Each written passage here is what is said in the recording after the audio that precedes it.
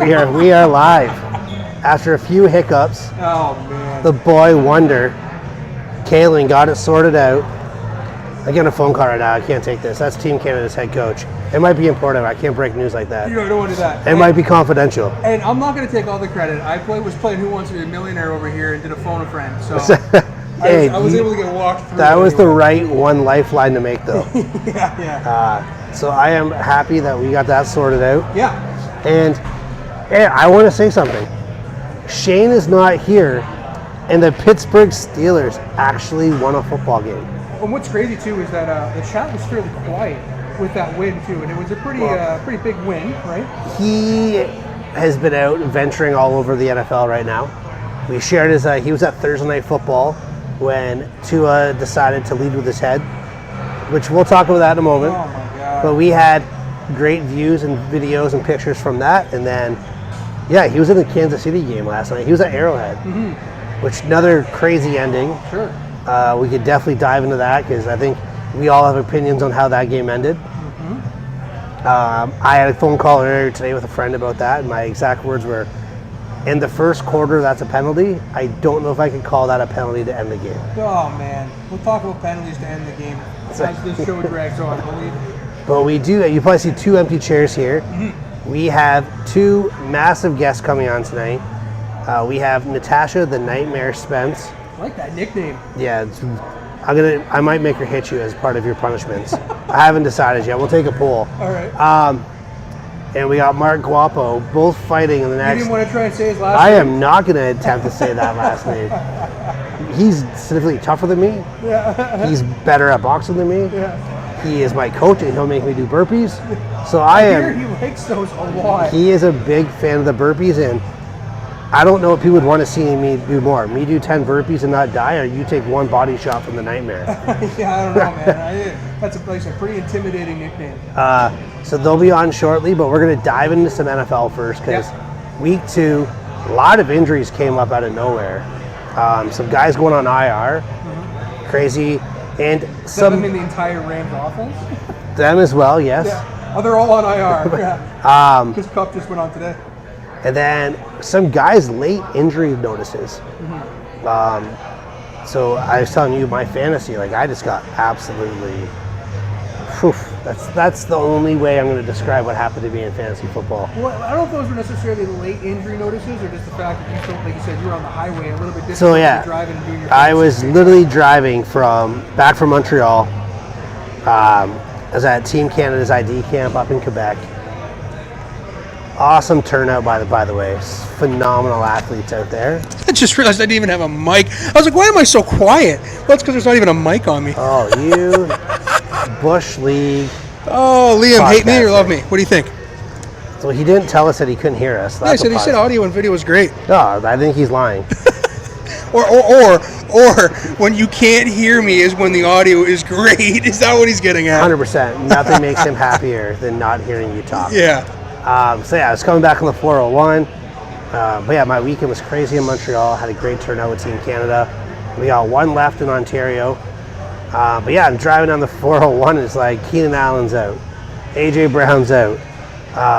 I'd already had putting Keenan Coleman because my flex was undetermined for Thursday. For the record, Coulter wants to see burpees. So that's 1 vote burpees, 0 votes me taking a shot in the arm from the Nightmare.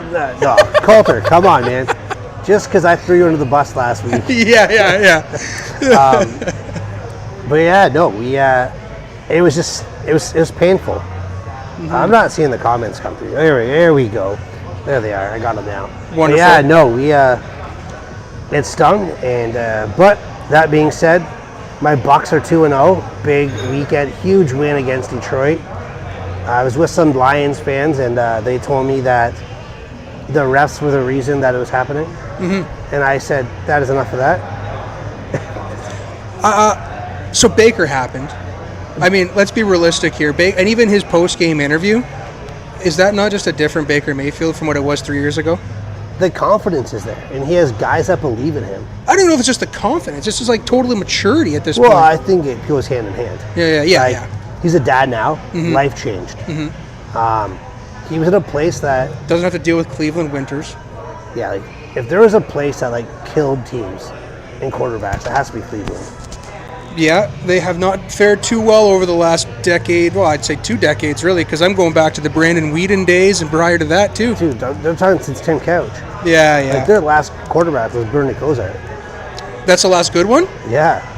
Who was after Whedon? Who had that really good year? Or maybe it was Whedon that had it with that wide receiver they had for like 3 years. Josh Gordon. No, it wasn't Josh Gordon. Maybe it was Gordon. Yeah. But there was another receiver, Braylon Edwards. Yeah. Remember Braylon Edwards? I can't remember who his quarterback was, but maybe it was Brandon. He's in the Bruce Arians book. He talks about him. Shit. Kelly Holcomb. Kelly Holcomb did play there. Yeah, he did. Yeah. I think you could just literally throw a name at history of backup quarterbacks, and they all have a stint in Cleveland. Yeah. Or the staff. 100%. Remember when staph infection was just running rampant through Cleveland years ago? I don't talk about that lightly, okay? That's a word I don't like to use. It happened in Tampa Bay. We had to shut down our full facility 2 years ago. But yeah, like the Buccaneers are 2-0, Titans are 0-2, Steelers are 2-0. Yeah. And I would honestly to say, all those 3 teams are very, very different in the way they're trending. Yeah, a couple of different swings of the momentum the other way, and we're talking about a different Tennessee Titans team for sure. I think, yeah, you guys, I thought you were going to beat the Bears. Unfortunately, it did not go down. But even that Steelers team, like they're one really good, meeting a really good offense away from, they could be 0-2. Derek Anderson, that's who I was thinking of. Yeah, Brady Quinn was there too during that time. But yeah, poor Brady Quinn. he should stick to calling college games. It's between him and Colt McCoy, who had it worse in Cleveland. I don't know. 2 great college quarterbacks though that just didn't make it anywhere. Could not further. do it. No. There's something about Notre Dame and quarterbacks. They die there pretty quickly. They get so much potential, and then later I was like, ooh. The helmet isn't as shiny in the NFL. No, it's not. Yeah. I remember when Jimmy Clausen came out. I know this is nowhere near about talking about. That's okay. We're talking football, man. Jimmy Clausen was like, man, like this guy's gonna be really good. Like 4-year starter, took us to the playoff. And that's when we got absolutely like embarrassed by Ohio State. In this like the early 2000s. And he went to Carolina, and I was like, man, this is the guy. Who was he supposed to take over? No, Newton took over from him. The next day, they're like, yeah, we're drafting this kid called Cam Newton because you suck. Yeah. Well, hey, listen, we're on the topic. I know we're jumping around here, but this is like the biggest news of the day, probably, right? We're talking about quarterbacks. Benched. Yeah, I mean, we got to talk about Bryce Young taking the bench at this point, right? Where Tua should probably join him at one point in his career. But yes, Bryce Young finally hits the bench. We look at what they traded away in order to get him. What has also left the team since then to try and build around him in some regard. Ryan Burns, CMC, DJ Moore gone. They still have draft picks that they traded that have still yet to happen. Mm-hmm. Like next year's 20 or second round pick is still to be available there for Chicago. So it's far too early, I think, after what they've given up to give up on him. I don't think they're giving up on him. I honestly think this is a clipboard year. It could be, and also could, like, when they asked, forgive me if I say his name incorrect, I shouldn't be asking you for forgiveness for this, but is it Dave Canales? Is that how I say his last name? I believe so. Close enough anyways. Yeah, so anyway, the head coach there was asked today if Tepper had any involvement, and he said, I'd rather leave that conversation private. He did admit that the EVP, that the GM, and that he was involved in it, but wanted to leave Dave Tepper's name out of it. Probably protecting him because, like I said, coming into the season, who wants to go to Carolina where this guy has fired head coaches in multiple sports pretty quickly, right? And now we're a year into the Bryce Young experience, and how much closer can you get to being fired than being benched in your second year on a rookie quarterback first-round pick contract? So his confidence today was gone. As it should be, as it should have been a long time ago. If you see the clip of him walking to the line, like he looks so defeated. Yeah. Like the guy's never lost until he came to the NFL. Unfortunately, when you're the first pick overall, you don't go to a good football team. Like I forget where I was watching, they were talking about the best player that's ever come out of Texas, high school. And it was him. Fuck that. Vince Young was better than him. And then sorry, I apologize, it was Kyler Murray, it wasn't him. Oh, Bryce Young went to Mater D in California. Okay. But yeah, they're saying like he won state titles at Mater D. I think back to back. Mr. California. They went to Alabama, won national championship, SEC championships, and then you go to a really, really bad situation. And it's not even that it's your coach's fault. Like, that organization, top down, is absolute trash. It's run horribly from the top. And what other choice does this head coach have? You either leave your first pick out there, and then he will be a bust, and he'll be living that the rest of his life. He might already be, I don't know. But at least I'd say you sit him down for the year. Let him watch him a veteran. I'm not saying Andy Dalton's going to teach him all the secrets of the world, but Andy Dalton's seen some things. Mm-hmm. Your team's not going to win this year anyways. Your offensive line is absolutely atrocious. Second worst in the league next to the Titans. Yeah, that thing is Swiss cheese out there. Yeah.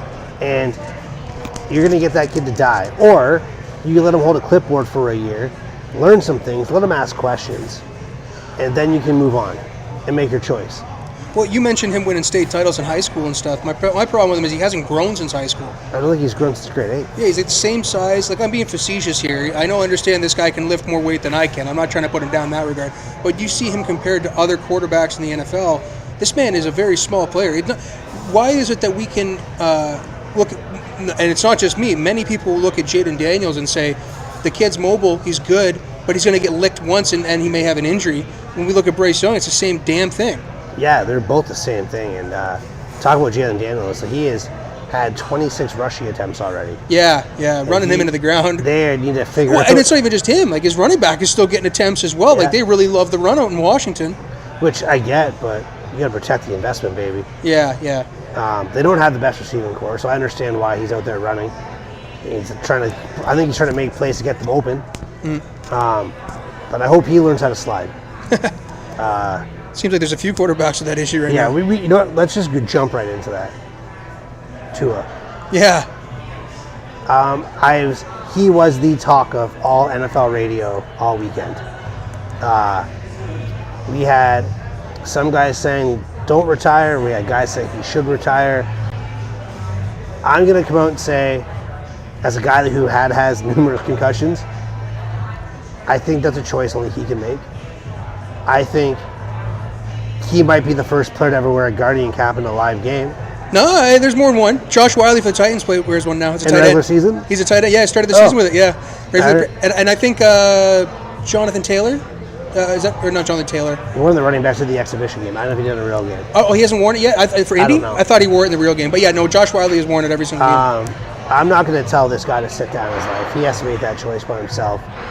But I really do hope that he does take that into his family, have that conversation, because he's only 26 years old. Yep. And that's a dangerous thing. Well, your boy Manti, he got pretty emotional about it. I don't know if you saw that interview or not. He's pretty close with Tua, and they asked him what he thought, and he said, I'm going to tell you guys what I told Tua, and that was you need to end your career after the second concussion.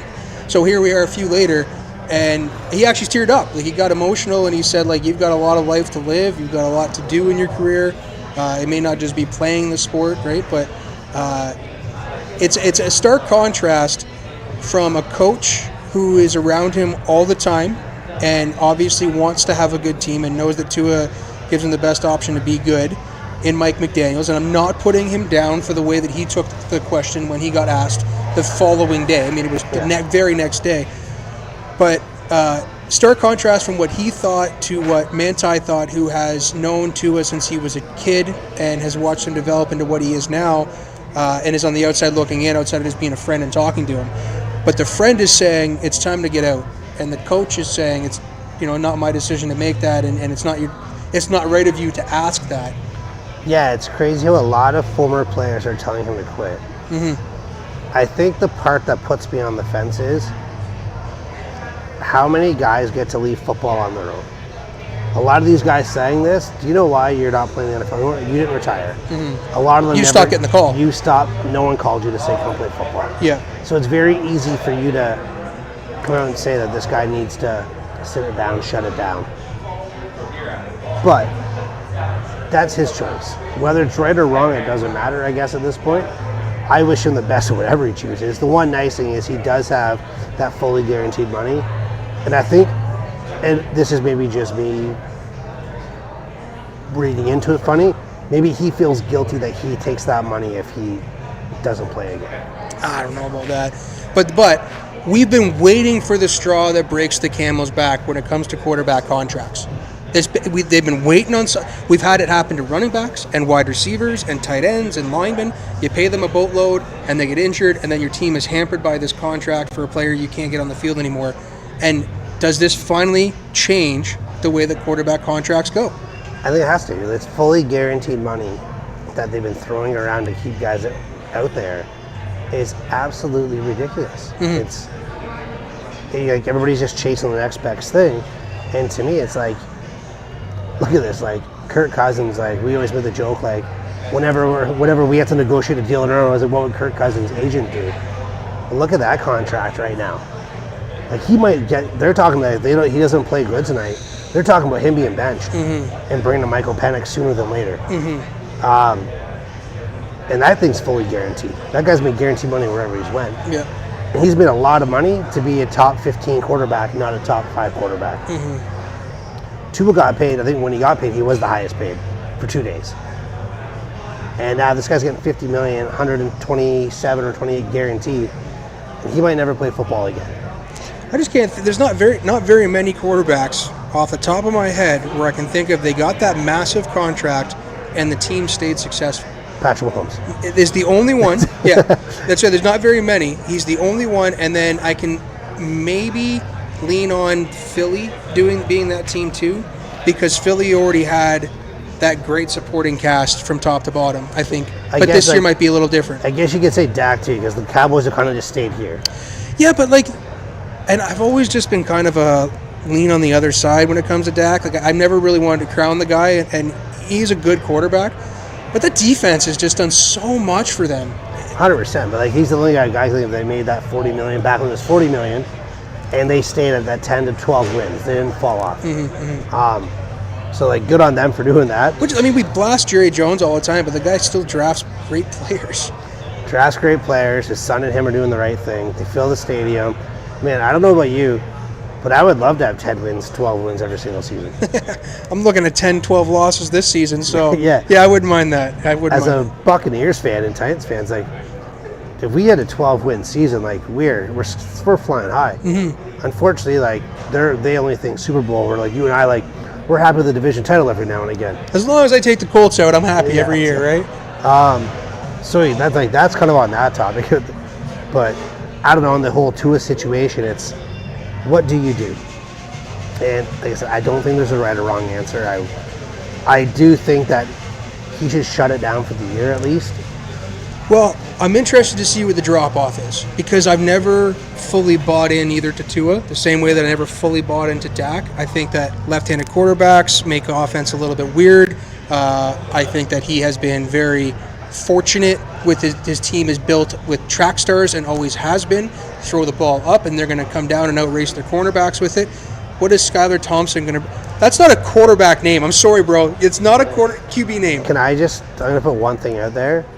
There's a guy who owns a really big mansion in Miami. He's a free agent right now. If we're referring... Who are you referring to? His name is Tom Brady. Oh, okay. I thought you were thinking about the guy who got drafted by the Dolphins and might still have a home down there that's looking for a team. I don't know if you know what I'm talking about, Ryan Tannehill. I thought you were going to say Dan Marino. No, yeah, Dan Marino. I'm very surprised that, I know he's on the very other side of his career here, but I'm awfully surprised that Tannehill, with the player or with the franchise connection, hasn't gotten a call. The one thing that the guy can do well is throw the ball deep.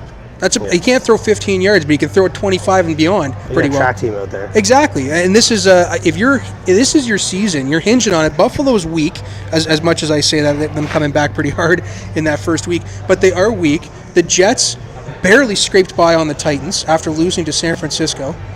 New England is fucking New England. This is your year, Miami. If you don't go in, what's going to happen? Because your contracts are going to catch up now, right? And you're going to waste another year of Tyreek's prime. The guy can only run that fast for so friggin' long, right? All right, though. We have some guests here. Yeah. I'm going to scoot over here. Yeah, we're going to scoot over, because if not, they can really have their way with us. Yeah. Come on in, gentlemen. One mic here for you. That's for you. Let's put it right under That's the the... nightmare right here, right? Yeah, that's What a Nightmare. friggin' nickname that is. I love that. She is a nightmare. Yes, Love right it. right here. This My good best here? bet. Like this? Yeah. Or just carry it? Or between the two of you, just bouncing bet. back and forth. Yep. I'm loving the Red Sox hat, bringing on pride. That's awesome. Yeah, man. Sit in the middle. Yeah, Her- man. She got her own mic because her nickname's scarier than yours, Matt. Yeah. Nightmare's a lot scarier than Blue. So, first off, both of you guys, thanks for coming by. Thanks for Mark, having this us. is your second time on our show. You guys upgraded though. Only Yeah. the second? I feel like it's been more than that. I'm going to tell Shane that we've upgraded from his basement, that he can take it up with you. Yeah, you were actually, I think you were our first guest when we were on Rogers. Yeah, I was the first boxer fighting guest. Remember that? Yeah, you changed the way our show went. We went from strictly being a football show, we brought on you on, and next thing you know, everybody in London started watching us. So thank you for that. Yeah. Started something good here Yeah, for you guys. Hell yeah, man. We became Yeah. two-dimensional. There you go. So obviously, Mark, you the big news came out that you're coming out of retirement. Are we calling it a comeback, or are we just one and done in it? Just one and done. My main focus after this fight is obviously Natasha and our other fighters in the gym. Right? There's just I just need just one more because my last fight was about 7 years ago and it was a loss. I want to end it on a win. So had the itch, and when I heard about this opportunity in London, I can't not fight in my city. Right? I've fought all over Canada, pretty much Montreal, Halifax, obviously in Toronto, but I've never fought in my city. So I wanted to have the opportunity to fight in my own hometown. So that's why I'm coming back just for this. So were you aware of this card before it got announced, or did it happen and you were like, I got to be in it, please? Yeah, it was announced by Dr. Faisal, Okay. and then him and I spoke about it because he wanted to come to the gym and talk about training, and I told him I want on it. They offered it to me, Okay. and then I said I want on it. There's no way I can't not be on it. Yeah. Right? So they gave me the opportunity to do it. It was tough on their end because in the business of boxing, there's a lot of money involved, and I wasn't within the budget, but they made shit work just to me be on it. That's sick. So yeah. And who are you fighting against? It's pending right now, but they're looking at a couple opponents, one in Mexico and one in Argentina. Ooh. So I might be fighting either of those two. I don't know if you got the chance to watch UFC over the weekend, but they were doing all the Pride of Mexico fighters and stuff like that. And yeah. man, it is ingrained in them. I did not realize Yeah. how young that starts up down there. Mexicans are warriors, they're fierce warriors. That's cool. Yeah, tough fighters. And when is your fight, Mark? October 26th. That's- My birthday. There you go. That's sick. You better give him a knockout for his birthday. I know. Hell I have yeah. to. Yeah, I have to. That's so exciting. So you took this card on how many weeks' notice? Nothing was really finalized. I still haven't signed anything. We're just looking for an opponent. But I heard about the opportunity sometime in May, and I was 160. I was pretty big. So Easy. Very Yeah, easy nice. there, 160. Very nice. Okay, ain't that on the way I'm in? a dad now, right? Yeah. So when I heard about the opportunity, I started training hard, regularly. Yeah. I lost 25 pounds. Good for you, man. I'm consistent in my training and I'm feeling good. But yeah, I've had some time to prepare. Cool. All right. And then Natasha, you have a big one this weekend. Yeah. WBA, is that correct? It is. Championship. Yeah, WBA. In Toronto, is that in London or is it somewhere It's else? actually in Pickering. Okay. It's in Pickering this Friday. It's going to be a banger. Title. It's going to be Yeah. a banger. World title, yeah. Been waiting a long time for this shot. I've been training a long time for this. Years. Years and years in the gym, and I just decided to just keep showing up because I knew I could feel it. I knew this was coming. I didn't know when, so I just showed up every day and did what I was told to do in the gym, and then was just patient, and here it is. Yeah. So I've heard of you from being around Mark at the gym. Your poster was on the wall, Yeah. and I was like, and I take this, don't hit me, but you look like a scary ass bitch. Thank you. Appreciate Like it. I saw the poster, I'm like I don't ever want to line up with that guy. She hits Appreciate harder it. than you too, bro. Not lying. Oh, She hits harder than you too. I'm just. and I have easily 60 pounds on it, I know. minimum. She hits like a man, Yeah, I bro. It's can scary. crack, She I hits can hard, crack, yeah. right? And we're all excited about this. I predict a knockout. in my Wow. opinion. I predict a 100%, knockout. yeah. I love it. We're taking home that belt. I love it. So, Like, It's not going 10 rounds. It's not going 10 rounds. And what got you into fighting? And how long have you been doing it now for? I've been fighting for 20 years. I've been training for. I didn't actually start boxing until I was 19. Okay. Like I've always loved boxing ever since I was a child. I don't know what it was. Just like I'd see it on TV, and you see like the champions at the end of the fight getting their hands raised, and like as a kid I'd be like, yeah, and like putting my hands up, and I'd like shadow box as if I knew what I was doing. I just always loved it. And like nobody in my family boxed that I know of. There's something about it that I loved. And then I just never thought, being a female in that era, I never thought I could actually go into a gym and do it until I was 19, and I got introduced to a local retired fighter who had a gym, and I went in and I tried it for the first time, and he was like, "How long have you been boxing?" And I was like, 10 minutes? And he's like, no way. And like, so to this day, he's like, no, I don't believe her. Like, what gym did you come from? I'm like, this is my first time in a boxing club, man. Like, And all your cousins can probably attest to it, that the family reunions, you won every argument about the extra drumstick on the table, right? I want that one. something like that. I love it. I've just always been a tough kid, and That's awesome. I've always been strong. So it was an outlet for me, something that. So 20 years, you've been training your butt off, right? How do you, and what is it in the final stretch here that you focused your training on, and what are you coming out on the other end saying, I'm most proud of myself in that area of training this time? That's a good question. I told her we were going to throw softballs, man. That's a really, really, really good question. My mental game. Like I've always worked so extremely hard. Like my coach can say, too hard sometimes. I've battled injuries all the time, always injured, because I'm just go 2 times a day, sometimes 3 times a day. So it's never been an issue for me working hard. Like I said, I'm strong. I'm quick. I just mentally, I'm on point for once. Mentally and emotionally, I'm on point. My life is great. My life has been great the last year. Like nothing phases me, and I've never had that going into a ring. It's always something pulling me in this direction, or I battle with a little bit of anxiety and depression sometimes, and it's always like there's always something there. Yeah. And right now in my life, everything's blessed. That's amazing. So yeah. Congrats. It's a Thank you. sweet way to find yourself on the way to the ring, Yes. and knowing that everything has already come to fruition pretty much, right? Good for you. amazing. How Now did just you go beat team her up. Exactly. How did you team up with the guys here at Boomers then? What's that? How did you team up with the guys here at Boomers? So the OG Boomers, Matt's Pops, Lawrence Boone, Coachy.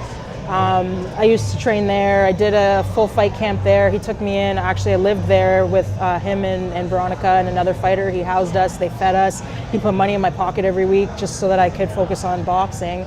This was before he passed. And I fought there, got I think a second round stoppage or something like that during that camp. It was amazing. And then the next fight after that, I actually fought for a title in 2016, a little while ago, before I had this layoff.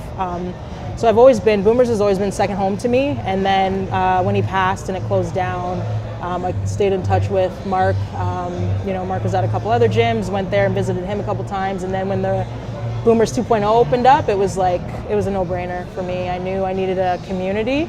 They're a community. They're a community, and it's a village there. Like everyone's got my back, so it was a no-brainer to go back. Yeah.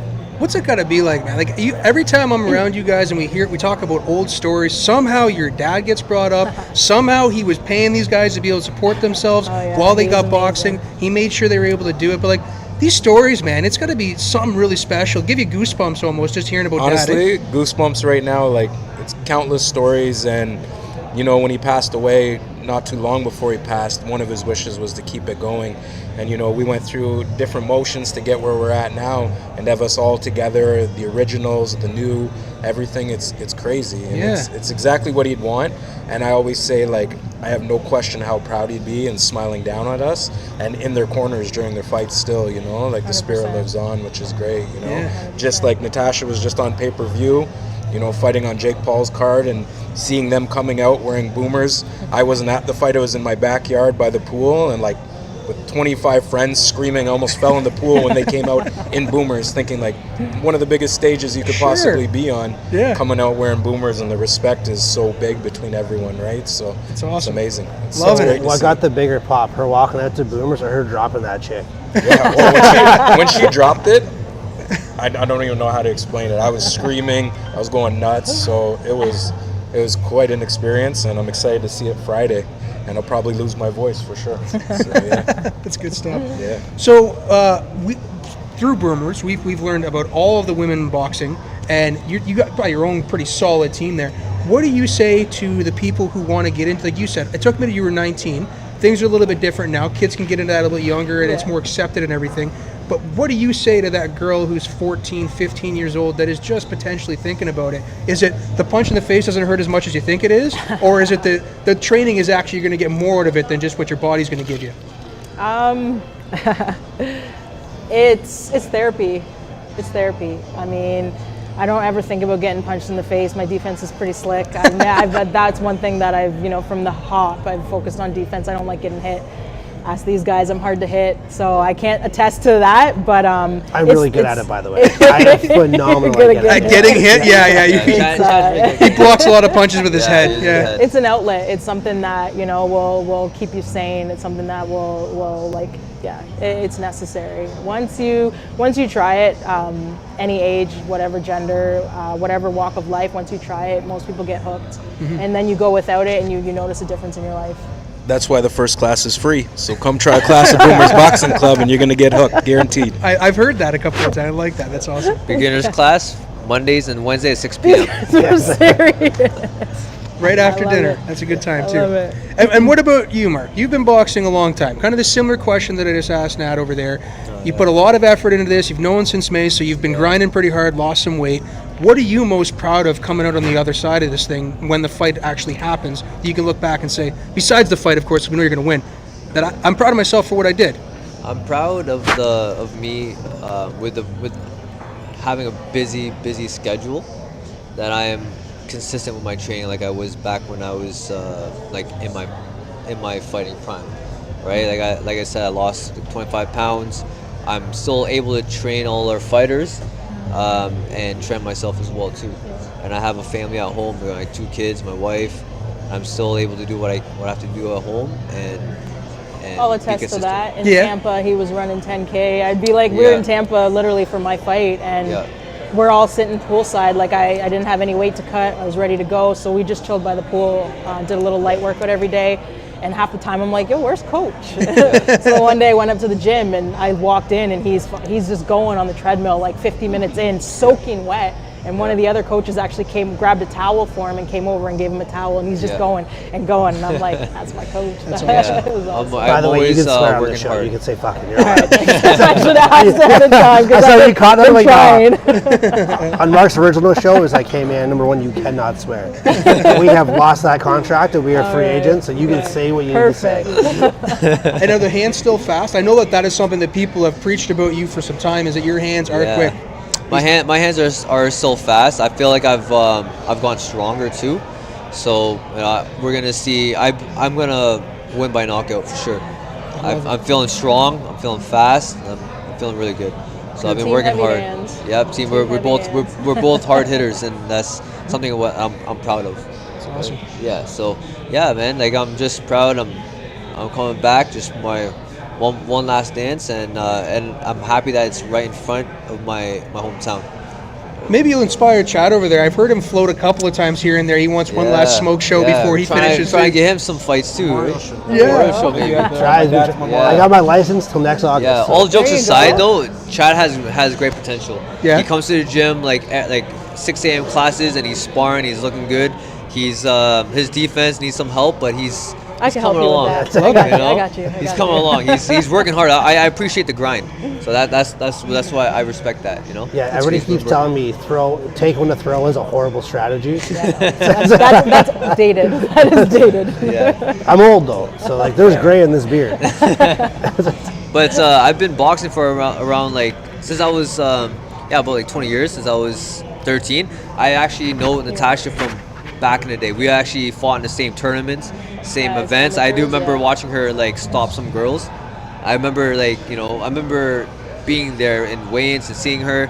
I remember like talking to her. I remember like having her record one of my fights for me on my BlackBerry. Right? So I honestly remember those. Like we go way back, and it's crazy to see that they remember that and see us now. Like we're working together. I'm in her corner, and no, it's not a one-man job. Like I have Abdul, I got Tanner. Right, we have like a whole like team, like LJ, like there'll be times where I was in Mexico helping another fighter, and we had LJ go to Toronto for her sparring. So I'm never alone. I never leave her alone, right? So she's always there. If she goes to Toronto and I'm going to Toronto, she'll get her sparring in and I'll get my sparring in. We're making sure everything works. So are you going to be able to be free for her fight and go down with her too? 100%. Yeah. 100%. Her fights this weekend. I'm there 100%. That's awesome. Who else is going to be in your corner? Oh, he threw out some names there. Are all those folks going to be in the corner too? Yep. Abdul and Tanner are going to be there. Yeah, 2 other coaches. Nice. And her cut man, Chris Hope. He's a phenomenal cut man. We got to work together in her last fight, and he's a great guy. Yeah. Speaking of cut man, did you see that where at that UFC that girl that got that cut in her forehead, man? Well, that's where I probably fell asleep. I was out pretty early too that night, unfortunately. Speaking of great teams, I know Matt will appreciate this. I promised my boss I'd do the world's biggest shameless plug for our work today. Because he told me I'd never talk about our work outside of work. So we had the world's greatest team for Ribbon Tires at Unauthorized Performance in London. Oh. And I told him I would do that today because he didn't believe me. Is that a free shout out right there? Yeah, I did do the world's most shameless plug. Unauthorized Performance in London for all your rims and tires. London's premier tire shop. There we go. Yeah, back to boxing. Yeah. and so what's going on? I don't what's happening at Boomers right now? Anything? You talk about the class, the Wednesdays and Fridays. Is that what it is for the? Mondays and Wednesdays are beginners class, 6 p.m. But yeah, we have a lot of things going on. We got the fight to end homelessness. We're getting our competitors, our open class fighters, preparing for the provincials. In next month. And we just finished the novice tournament, which we had like a big group of beginners compete in tournaments. So yeah, like we're keeping busy, and we have a lot more planned after this. That's right. Now, so title bout for you. When you win that, when would you know when your next match is going to be? Because we know you're winning, right? So when are you going to defend that? Is it going to be within the year? Or? I don't know that yet. I'd have to sit with my promoter and kind of discuss that. I hope to keep it going. Like I said, I had a long layoff, not by choice. Just I didn't have anyone wanting to step up to the plate and get in the ring with me. Contract issues, people pulling out last minute. Mm-hmm. So because of that, almost 6-year layoff. I'd like to just keep it rolling, right? I'm in shape. So there is nothing in the near future where this is I got a couple fights left and I'm just trying to get them out of my way. You're still going strong on this. I'm going strong. I love it. I started late. I don't take damage. I had a long layoff. My shelf life is young, man. I'm still a baby. Really. She's still sharp too. The only problem I have with her is that she does too much. I'm trying to like slow her down a little bit. I thought you were gonna say like stamina wise, wearing her out. Yeah, no, she does too much work. Like she'll do like an actual workout during the day when she doesn't need to, right? So so trying to get her to stay fresh and reserve her energy. And your opponent you got coming up here, what do they bring to the table? Like, what are you most worried? Not actually worried, but what are you preparing for most coming from them? What do they bring to the table? A body. That's it. And somebody bring the bag, please, right? Respectfully, honestly. Like I know. She's promoted by the same promoter as me. Okay. So I'm hoping I don't have to worry about showing up to the weigh-ins and nobody being there. Sure. Right. I train my ass off and I'm peaked. I'm in my prime. I've never looked better, felt better. So I'll show up and I'll have someone to fight. Mm-hmm. That's that. Are they out of London too, or where are they out of? GTA, I believe. Okay, right. Mississauga. Yeah. Yeah. So yeah, like obviously massive fight for you, world title. You're bringing it back home. Oh yeah. Strap season. What's the first meal after you win a title? The first meal. That's a good question. Seafood. I'm this guy knows. Would you say soup? Seafood. Sushi. Soup. That's a meal, I guess. Sushi. That's a good idea. Right now, so you can't eat it. That's when I come into play is usually food or swimming or not the training aspect. She's like, I'm hungry, boom. I'm like, let's go. Yeah, let's recovery, right? That's my my point to do. That's awesome. Everybody's a purpose, man. Yeah. You're a team. Everybody has a role. Solid team. So how fast does that happen? Obviously, as a guy who's never been too inclined to get extreme in my activity, when do you start just going back to eating normal, doing normal things, or is it just like, because again, it's like 2 months you guys really dive in. I know you've trained longer than that, but that last 60 days is probably your most aggressive training period. So when does the breaks start getting pushed a little bit and start saying to yourself, I've earned a break here a little bit now? And how long does that last for? Lasts a week or so. Like, Yeah. you know, fight night, you can celebrate. And I had a bad habit back in the day because I used to cut a lot of weight. Okay. I would, like, that week I would just go nuts and live my life, right? And it's not good for you, and you get miserable, you gain weight, and like I said, I've struggled with depression in the past, and that didn't help. So Sure. now I stay focused. You know, I have maybe one drink that night, maybe might have a slice of pizza, but other than that, I eat properly. Because your body's so used to being on a regimen, right? So to just go nuts for that week, it's all downhill if you do that. And a lot of fighters do that. Yeah. So for a week you can celebrate, and then back to reality. Well, Shane's done a pretty damn good job of keeping off the weight that he lost, like during that, and like I can anticipate that you've lost it. I don't think you're wanting to learn or get that back anytime soon, right? No. So you're probably still going pretty hard. Yeah, especially after the fight, I'm going to stay disciplined, stay in shape, because I want to be able to spar with some of my guys, keep them in shape and stuff. So I want to try to keep up with the young guys, right? And Yeah. I want to be able to compete in other arts like jiu-jitsu, Sure. right? And so I want to stay somewhat in shape. We had a couple of the Fight to End guys on recently. You liking your class this year? You think you got some real talent there? Yeah. Every year we get like good talent, but yeah, I'm excited for them to like start sparring, and I could like teach them more moves and stuff, and spar them all too. I heard that you're throwing burpees around just like it's candy at this point. I actually It's heard that mental Chad said you're not toughness. giving him enough, but he Mental said don't toughness. bring it up because he's going to start giving me more. Dude, I actually brought this guy cookies one day. Yeah. Fresh baked goods, trying to Yeah. buy by.